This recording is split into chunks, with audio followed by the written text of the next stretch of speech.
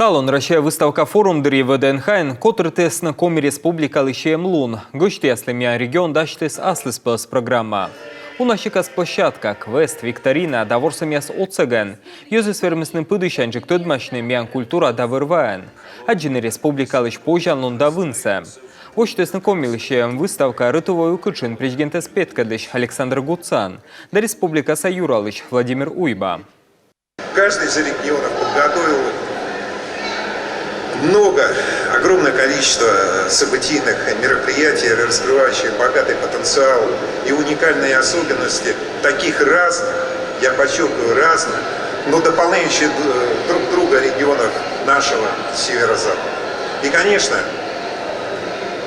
я, пользуясь случаем, приглашаю всех не только посетить сегодня экспозицию на выставке, форуме России, наших регионов северо-запада, но и, безусловно, с семьями в летний период, в зимний период, когда у вас будет свобода посетить тот или иной регион, который вам более близок. Если вопрос стоит, где рожать и дальше воспитывать детей, то только в Республике Коми. И я подчеркну почему.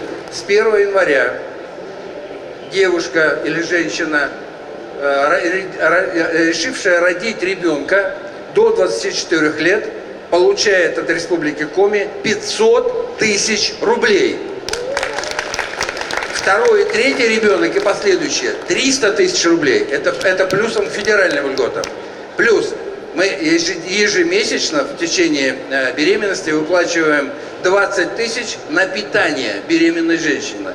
Вот я проанализировал все, что делается сегодня в других очень крупных субъектах, уважаемых мною, но пока до этого не дотягивают. Поэтому welcome в республику, рожать, растить детей и жить абсолютно в полной экологии и в духовном союзе.